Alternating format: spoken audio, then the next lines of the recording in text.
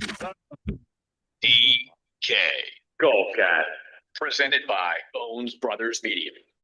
Our picks may not have been fantastic at the Schwab, but I'll tell you what a time to be alive right now. My good friend Frank Romano used to say, it's a great day to be alive. And isn't that the truth? The sports world is on fire right now. Huge day in the NFL yesterday. Spurs Knicks begin tomorrow night. We got the College Baseball World Series going on with some local appeal. The Mountaineers knocking off Kentucky last night in the bottom of the 10th inning, punching their ticket to the Super Regional. Stanley Cup playoffs underway tonight. And don't sleep on the softball College World Series either. There is some real storylines and some real attitude on that diamond as well. This is a golf show, though. Maybe it shouldn't be after some of the picks we've been delivering the last few weeks. My name is Edge. Thanks so much for being here. As always, thanks so much for listening. TW Man joining us from St. Pete Beach. Some of the best advice I ever received in my life, Wild Man. Set a goal, obviously. Be adaptable, but stay the course. And we let up this weekend at the Schwab on Russell Henley. Not really that surprising. It was a good setup for him. What'd you think of the playoff there at the end? Yeah, we've been saying that about Henley uh, since the Masters, right? Like, man, running a couple putts, he's going to win. Now, that seems like pretty obvious. But if you watch it down the stretch, what did he do?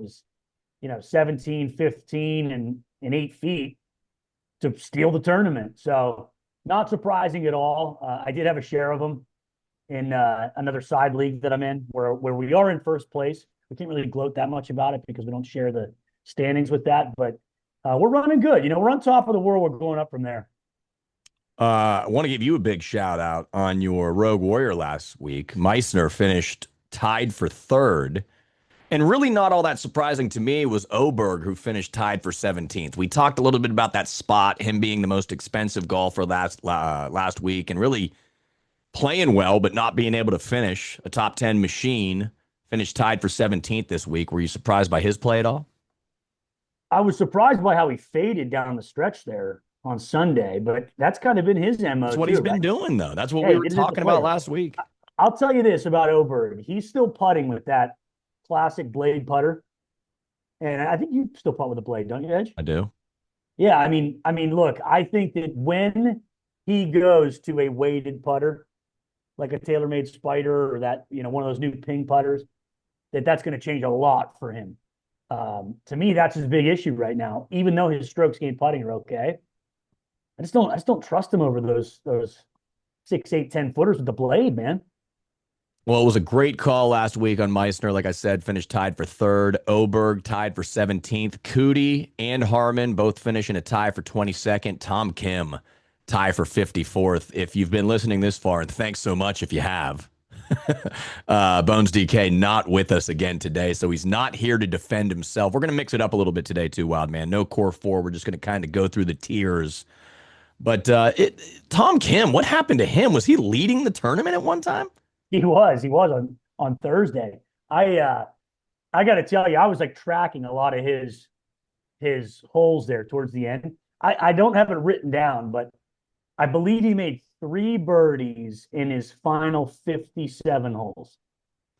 So, that's something that, you and I could probably beat most times we go out. Give me 3 cracks at a golf course. I'm going to make a couple birdies. It was just embarrassing. But he is who he is, right? I don't remember the exact take on him, but, hasn't won in a long time and, isn't very long off the tee. And so, what are you going to do? You did hit the prop drops, though. Your two prop drops hit. We had the top Norwegian in Oberg, and we had the top Asian in Hideki. Bones DK's Core 4 top 10 prop drop has not hit yet this season. So something is being born here, Wild Man. I feel like bet the opposite is being born right now. If Bones DK says something on the prop drop, if there's a way, maybe jump on Kalshi, bet against it. Well, it's a tough bet to hit, right? Anything you're playing plus 1,000 or better, you're pretty long odds there. So yeah. You're going to cut him a break, huh? I wouldn't go that far, but By the I way, mean, Bones DK right now is in the doldrums of AccuSure Stadium setting up catering for the Morgan Walling concert that's coming up this week. That's why he couldn't be here today. We're back at the Memorial this weekend, Wild Man. Muirfield Golf Club, Dublin, Ohio. It's a long course, man, 7,600 yards. It is a signature event. So this field is loaded. What's your first take on this event? Scheffler won here last year. yeah, my first take from a DraftKings perspective is going to be it's probably going to be the hardest tournament of the season to go 6 for 6. They've downgraded the cut line to top 36 in ties and anybody within 10 shots of the lead. So there's a really good chance that, there's only going to be 36 to 40 guys that play the weekend. And that's just going to make your combinations a lot harder to do.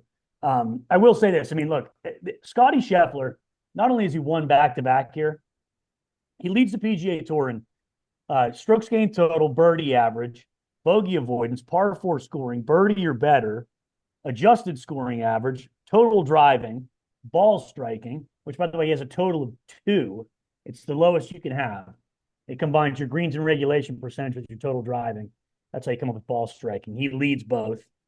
So, I mean, yeah, he's probably going to win, but I'll caution you that playing him at that extreme price tag again with a T36 cut, it's going to be very difficult to go 6 for 6.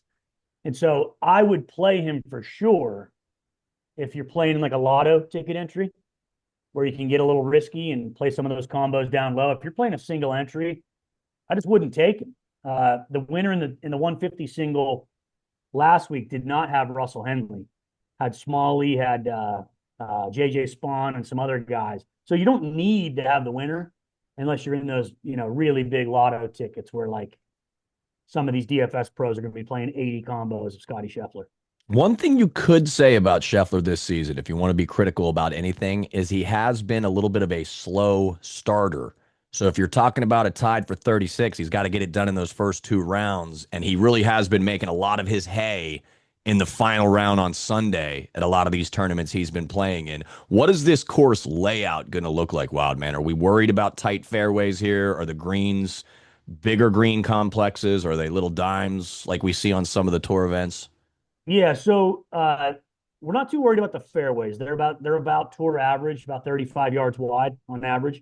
So it shouldn't be hard for guys to hit, but it's a long course like you described, almost 7,600. And this is a Jack Nicklaus tournament, and he likes to set up like a major. So one of the things going into this week, especially now that it's become a signature event, is that this is going to play more like a U.S. Open, and the greens are set up more like a Masters. So what does that mean, right? I mean, it's a long course with wide fairways, but it also has some of the highest trouble rates in terms of hazards and bogeys if you miss fairways. So you're going to be seeing guys like probably hitting less than driver a lot if they're not hitting the driver well, because if you're in the rough, you're definitely scrambling and you're going into greens that play kind of like Augusta. So we're sort of looking at guys like similar to what we liked last week, so to speak. But I want guys first and foremost that are hitting fairways, whether they're clubbing down or not. You just ran off a bunch of stats about Scotty. I don't know what you have in front of you. Who has the best scrambling rate on tour right now? Yeah, we've already talked about him. This guy leads both in driving accuracy and in scrambling on the PGA Tour, Russell Henley. So, what's not to like about him unless you have the reverse FOMO, right? That man, we missed his win last week. Maybe he misses the cup this week because he was out boozing or something with Harmon and Kisner, the Georgia boys. But no, I mean, there's nothing to really not like. He's also 8th in par 4 scoring there. So there's a couple of guys like that, though. If you're putting together scrambling and driving accuracy, Henley's one of those guys. Ricky Fowler, Tommy Fleetwood, Cameron Young, I would say is ranking out pretty well. But yeah, man, you're gonna learn a lot here if you start missing fairways early on. But we're always going to look for those guys that scramble too. And as I said, the greens are kind of setting up like Augusta. So You're going to have pins in weird places with undulation and different tiers that you need to hit, even if you do hit the fairway. So maybe looking at that as a correlation. You've got four guys over the $10,000 threshold this week. Scheffler, you just mentioned at 13.5. Rory, 11.5. Cam Young at 10.3. Oberg at 10.1. That's too much for Oberg. Any guys making your lineup out of those first four, Wild Man? No, I think just given the cut and again, contest selection matters, right? As I said earlier, if you're playing like the 25 milli maker or the $5 contest or some of those little ones, yeah, I could see that starting with Scheffler or Cam Young. I like that. I'm playing single entry stuff, so I'm going to be more balanced. I want this lineup to feel like a major lineup. I don't want too many flyers in it, like the guys down in the 6K ranges that are unlikely to make the cut here at a difficult course or at a major. So I'm skipping those guys for the most part. Schauffele is the next guy up at 9,800. I like that price tag for Schauffele. He's made 10 out of the 11 cuts he's been in this year. And then right below that is Fitzpatrick, who's also been a cut machine, 11 for 11 this year. Are any of those two guys going to be your top tier guy? Yeah, I like both of these guys a lot. And I would say particularly Fitzpatrick. He's just been a little bit more consistent, a little bit more accurate off the tee. Also a great scrambler. Xander makes all his money scrambling, right? Like, and if you look at his U.S. Open record, and if we think that this course is going to be very penal off the tee, which it always is, I think it ranks in the top 15% of the most penalties taken off the tee. And again, driving accuracy being low leads to scrambling, right? You're not going to be scrambling much if you're hitting fairways. Schauffele's finished top 7, I think, in the last 5 U.S. Opens. So the tougher the course, the tougher the track, the more I like him. But Fitzpatrick, man, it's just been peeling it down the fairway. Has already won and, is rating out well in a lot of the categories I'm talking about: accuracy, scrambling, par 4 scoring, bogey avoidance. So either guy's fair play. Siwoo Kim seems a little expensive in this event at 9.4. Patrick Cantlay, just to give Bones DK Golf another shout, he likes Cantlay this week at 9.2. And then I don't know, just if you're a friend of the, I forgot about Henley in there. We talked about him, 9.3. Wildman gave him a little bit of a drop. And, if you're a friend of the show or a listener of the show, we back Tommy Fleetwood quite a bit. And I know you said some things about him scrambling and such. He's at 9.1. I just can't trust him right now. Wildman, it's hard to trust him. Yeah. I mean, I'll just say this: if you're going to back the stats that you need here to succeed, Fleetwood comes in 9th in driving accuracy and 17th in scrambling. He's also towards the top of the tour in 3-putt avoidance and strokes gained putting. So he's had some success at Augusta. Just a guy that, like, man, is it tough to back him down the stretch at a tournament when you need him to do something special or chase down a Schauffele or a Scheffler. And yeah, Cantlay and Siwoo, again, I mean, all these guys now a lot of these statistics, like they do sort of piggyback off one another. Like if you're good scrambling, you're probably good putting, right? And so on and so forth. And if you're good in driving, you're usually good in greens and regulation. So, it's not surprising to see some of these guys consistently with stats, but Siwoo is 2nd in par 4 scoring and 2nd in driving accuracy, 4th in bogey avoidance. But his MO has always been scrambling and putting. Can he do it when it counts? And do you want to build your lineup with him as your ace at 9,400 if you're going for that balanced build? I mean, he can't be your one, right? No, I don't think so. I mean, I get it if you want to take a shot at him, but I don't think this is the spot for him necessarily to break through with a huge win. I think the tournament's going to be won, or your DraftKings lineups are going to be set in this $8,000 range and this $7,000 range, because there's some really interesting names down here with bargain price tags. When you think about Hideki Matsuyama at 8,700, coming off a pretty good week last week at the Schwab. Ricky Fowler, who we love so much, at 8,500. Justin Thomas is an interesting one at 8,400, maybe a little overpriced down there. We love Goddard at 8,200, Smalley at 8,000. And I got to give your boy Adam Scott another shout out, 8,100 for our boy there too. So a lot of competitive names here, what I would say pretty good prices that have a chance to win or at least make the cut, which is what we want 6 for 6. What do you think about any of those names I just mentioned? Yeah, I'll start with Scott. I think his make cut equity is just too low. He just like 12 out of 13 cuts made this year. yeah, I know. I mean, I just don't I just don't buy it. I think he's kind of getting aged out in the PGA Tour. I think his days of truly contending are kind of over. Like is he going to run down Scotty Scheffler or McIlroy this week? I don't buy it. Smalley's the guy. I think. I mean, you can try to deny this stuff, but when you start doing it 6 weeks in a row, and you're doing it at majors, and you're backing that up with another run at a title, seems like a pretty cool guy with a pretty cool head. 8,000 is a low price for Smalley right now, given his recent form in the last 2 months or so. So I like him a lot. Justin Thomas, way too erratic off the tee, in my opinion, at a course like this. And I will say this: if you're going back and looking at course history, don't forget that in 2020, Muirfield hosted back-to-back events. It hosted the Memorial and the Workday. It probably had something to do with COVID. I don't really recall. Maybe they couldn't travel or something. But Thomas did finish second at the Workday at this course, but it's set up a lot different than the way Jack sets it up. Building some momentum, though, is Justin Thomas as we get into the summer months here. The seventh, real quick, too, Ricky Fowler, 85. Anything about Ricky? Love him. Love him this week. If I was doing a core four, I think he'd be in it. His course history is phenomenal here, and he just plays the way I like guys to play at courses like this. Low ball flight, kind of down the middle, get it up there. And man, if he has a good, I'll put him right in there with Russell Henley, Harris English, those kinds of guys. It's like the only thing missing is a hot putter. And if he gets it, he could win a tournament like this. This $7,000 range, I'm going to actually even narrow it down, $7,500 to $8,000 range. There's a lot of names here too, Wild Man, that I want to get your opinion on. Another shout out to Bones DK Golf. He likes JJ Spawn this week at 8,000. But Spieth, again, talk about a guy that's building some momentum as we get into the summer months. Spieth seems to be playing good. 13 out of 14 cuts made this year. He's 7,900.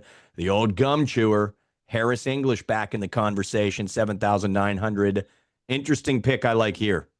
Kurt Kitayama, 7,800. Justin Rose, 7,800. Lowry, 7,600. And then Aaron, I like my Ruben on Rye in his first appearance since the PGA Championship at 7,500. That's a really interesting price for him. I know prior to the PGA, he was not really on anyone's radar, but sometimes a guy like Rye especially gets over that hump, gets that first big win, and all of a sudden the floodgates open, the pressure is off. Talk about a cool head. He's got it. 7,500 for Aaron Rye. Start there with me, Wild Man. Yeah, I mean, one of the guys that predicates his entire game on hitting fairways. I believe he was one of the leaders in fairways gained, if not the leader at the PGA, and that just translates to fairways, greens, and bogey avoidance, right? Those things all kind of go hand in hand. My only thing that I would kind of give him a dock for is the PGA Championship is the one major that sort of produces like random winners from time to time because of the field. It's got all those amateurs in it and all those club pros, and it's not as big. It's not as strong a field as it is big a field. Like it's produced like Y.E. Yang and Rich Beam and, kind of random winners like that. He hasn't done anything at a major prior to that win. And that's sort of an outlier, right? Like most major winners have top twos, top fives, top tens at majors in the last 12 months, so to speak. So I think that's sort of just a dart throw with Aaron Rye. Any of those other guys that I mentioned there, for example, Justin Rose, Kitayama, the old gum chewer, anybody you want to come? Yeah. Like I was saying, I mean, I want to build my lineup like it's a major. And so, like if I clicked all four of those guys right there, Sepp Strock, I'll throw Strock in there. I think he's got 3 straight top 12s at Muirfield. And he's right around that price as well. I think Sepp's 7,500. Like, boom, you just click all those guys right there. Straka, Spawn, Rose, English. Those are guys that all have top fives in majors couple of them are major winners. They're all multi-time tour winners. That leaves you 9,300. Like you could slide in probably a Henley and a Fowler in a lineup like that. And that's just a lineup that like I'll put up against any lineup to try to go 6 for 6 if I'm dipping down into this lower 6K range and getting some more random guys in there. So I didn't see where Straka finished at the Austrian Open. He went home. He's an Austrian guy. He played in the Austrian last weekend. I know he was like in the top 10 coming down the stretch, but so he's in some decent form. I think he's got 2 straight top 5s at Muirfield. Not a good major player. But yeah, for some reason, I'm scared of English this week, although he's been driving the ball really well. I think he's 33rd in putting on the tour. He's been making a lot of double bogeys, and double bogeys are aplenty out here. A couple guys that I want to talk about before we get your Rogue Warrior of the Week and your prop drop. Keegan Bradley, 7,000. Again, this just seems like the tournament, these traditional tournaments, these signature events. Again, maybe not to win it, but could you see Keegan making the cut, maybe finishing top 20 here? I could. I mean, he's an elite ball striker. That's the first thing you're looking for here is he great tee to green? And he can be great tee to green.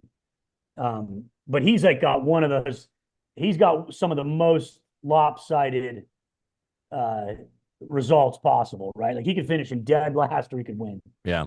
He's won FedEx Cup events. He's also blown first round leads into missed cuts. So like very volatile player. But probably worth a shot if you're down in that range needing a guy, although he's right there with my Rogue Warrior.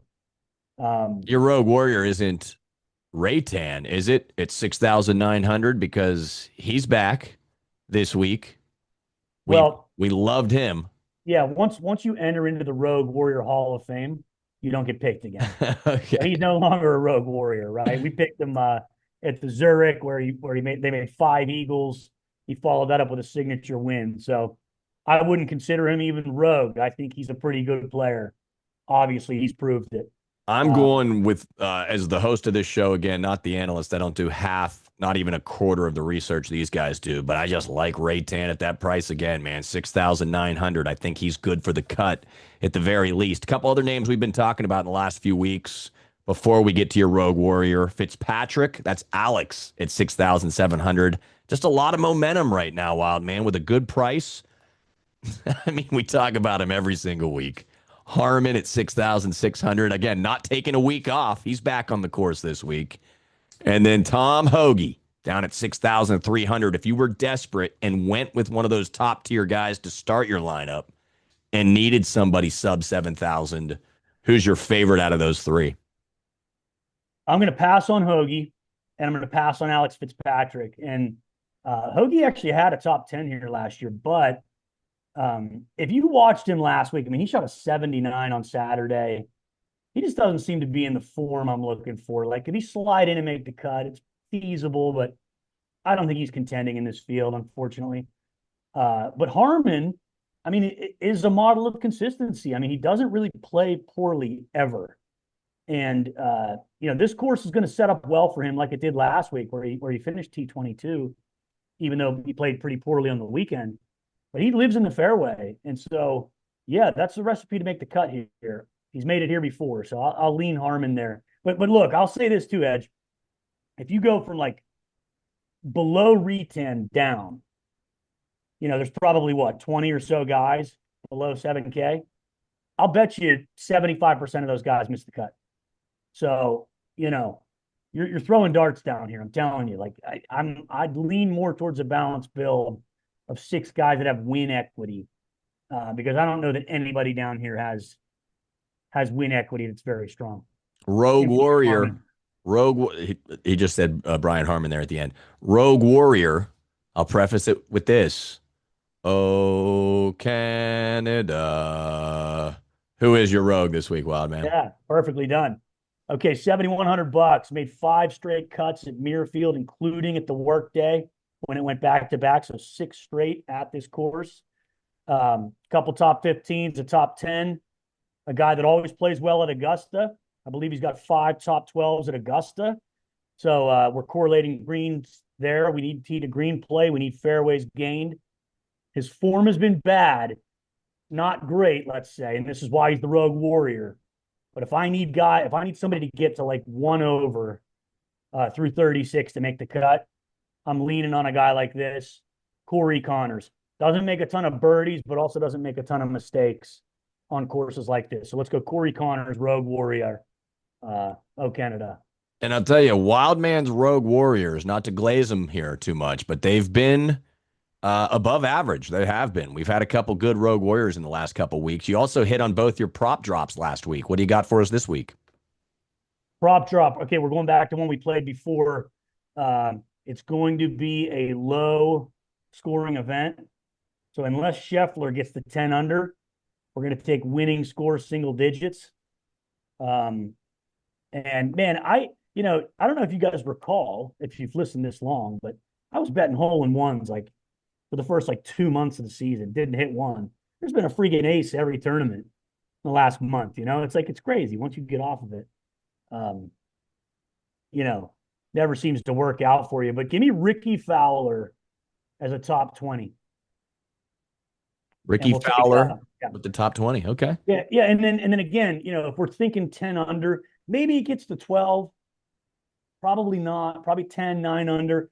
Probably a playoff is a good bet here too at close to even money. Okay, so we got Corey Connors as the Rogue Warrior. We're going to take the winning score to be single digit. Ricky Fowler is a top 20. And then we're also going to take a playoff on this one as well. We get 3 prop drops out of Wildman. Good stuff. Any final thoughts on Muirfield and the Memorial this weekend?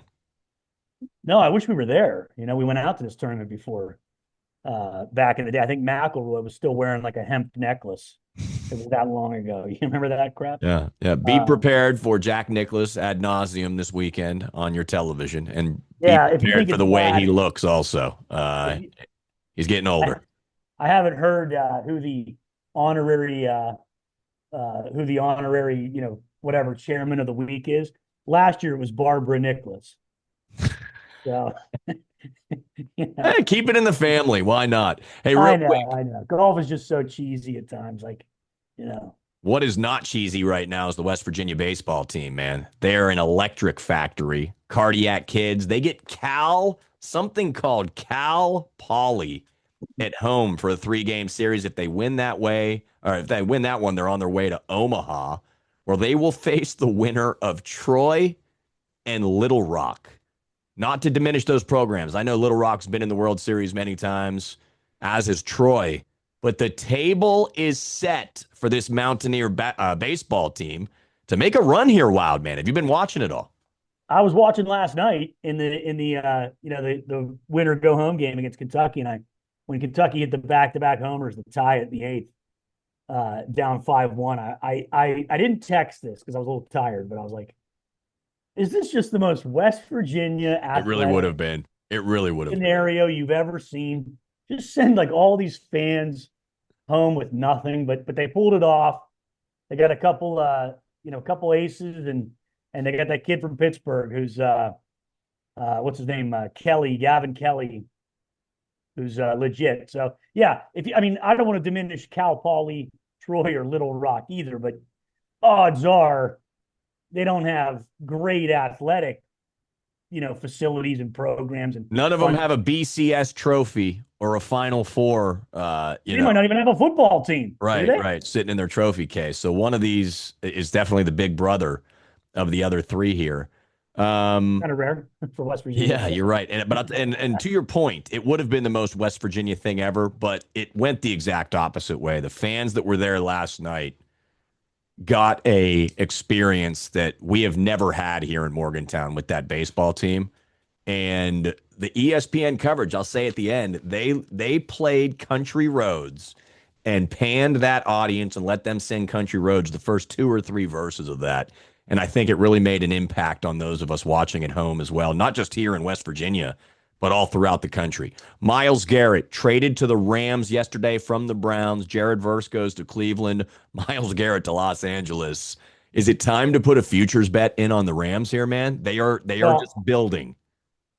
If you're going to put a futures in, put it in now, because Little Birdie is saying Aaron Donald is considering coming out of retirement Oh man. to join Garrett on that defensive line. So if that happens, I mean, that's going to be historic. Has someone's life changed? I'm sure there has been, but has an athlete's life changed so dramatically than Myles Garrett? Not only leaving Cleveland, the one of the worst football team in the NFL, we'll say, the worst franchise, at least in the NFL. Maybe Detroit's up there, but they're having some success. One of the worst towns in America to live in, one of the worst cities to live in as far as like weather goes and just its overall aesthetics. And now he is on his way to compete for a championship in Hollywood, California, the best weather, the best women. I mean, what more could this guy want? Things just worked out for Miles, didn't they? I mean, look, we were just saying on top of the world going up from there. I mean, is there anybody that embodies it more than that? He just signed a 4-year, $160 million deal in Cleveland, Yeah. and they're sending him out to Cali. And then poor Jared Verse, man, just I the know. exact opposite, right? He's like, whoa, whoa, whoa. I'm leaving LA to go to Cleveland and play on the worst team in the league. It should Well, motivate the hell out of him here. here's the best advice I can give to Verse. Rip off a backup quarterback's helmet and smash him over the head with it, and maybe that'll get you 160 million. Most people would be in prison for what Myles Garrett did to Mason Rudolph that night, ripping off his helmet. By the way, Mason Rudolph had his helmet ripped off on the field twice in that season, and then a third time was almost decapitated by Earl Thomas and had to have his face mask removed from his helmet while he was being helped off the field. I think he's the only guy that's had Ryobi power tools used on him twice in the season. That was a crazy, crazy season, but good for Myles Garrett. He's out of the AFC North now and competing in the NFC West, which is the home of the Super Bowl champions right now, the Seattle Seahawks. Real quick, also, before we get out of here, give me a prediction on Canes Knights, the game series. What do you think it's going to be? Yeah, shout out Jordan Stahl, captain of the Canes. We're rooting for him for sure. So I'm going to go Canes and 7 in that one. I think that's going to be an electric series. It should be a phenomenal series, and then we saved the best for last. Wembenyama and the Spurs taking on the Knicks in game 1 tomorrow night. Not only what the NBA needed, man, but just an awesome matchup. One that fans, casuals, are getting behind right now because of Wembenyama and the great story behind the Knicks. Give me a prediction and give me one with your head and give me one with your heart, Wild man. They're going to be the same. I think the Knicks are. I don't know why the Spurs would be rated over a team statistically that's had the greatest postseason run of all time. I mean, look, you play who you play, right? You can't dog James Harden is the reason why the Knicks are beating the hell out of everybody. Give me the Knicks, game 6, Madison Square Garden, closing it out in New York City, rock and roll. Yeah, and I don't feel bad. I mean, I was rooting so hard for Wemby against the Thunder. I don't feel bad rooting for him here because that really was such a signature, that moment for him is going, and he's going to win maybe 10 championships throughout his career also. But it is New York City's time. It's Jalen Brunson's time. All the naysayers, all the doubters, all those New York Knicks fans that have been through over 50 years of heartbreak. It's their time, Wild man. Yeah, that Spurs Thunder series sort of had a weird feel to it, didn't it? Like the Thunder were being treated as if they were a 5-time champion dynasty. I mean, they've only been at the party for a year. It felt like there was a lot of momentum backing the Spurs, and there was all those questions about officiating and things like that.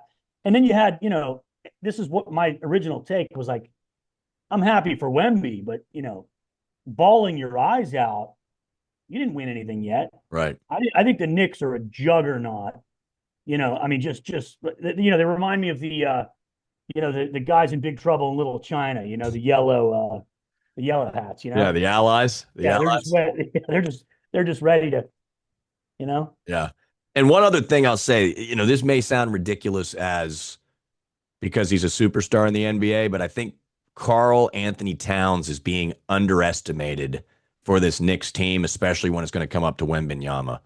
Anthony Towns, doesn't have a huge personality and really looks kind of weird and lanky out there on the floor, but he's one of the best big men in the league, if not the best big men in the league, man. So it's going to be an awesome series. I'm going to go Knicks in 7 on that one, though. I don't think that they're going to win it in 6. It's going to be a dogfight. The margin of error in these NBA games is so razor thin, man, because it is so hard to come back. Once you start mounting that comeback, every little setback is just so demoralizing. You know what I mean? The margin for error is just so thin. So I'm going Knicks in 7. All right, Wild Man. We've got a great, like I said, the sports world is on fire right now. We got a lot to look forward to this weekend, including the Memorial at Murafield. We've got Corey Connors as our rogue warrior. We're taking the winning score, single digits. We're taking Pretty Ricky Fowler, a top 20. And we're going to go for the playoff this week. Yes, on the playoff. Any final thoughts, Wild Man? No, really, really stoked about it, man. It should be fun. I'm going back to defend my trivia title, by the way. Played 18 teams last week by myself and scooped it. So I got 2 Yacht Rock tickets and $20 off my tab. So going back to defend the title tonight. Nice. By the way, I should give myself a plug here, by the way. I'm a full-time game show host. That's what I do for a living. So give me a like or a follow. Pub Trivia Daily is our name on Facebook and Instagram. And you can actually see a picture of Wildman in all his glory last week after he had won at Boulevard Burgers in St. Pete Beach. That's going to do it for us. As always, thanks so much for listening. Let's go Mountaineers. And good luck this week in Ohio. Get a big win, you know?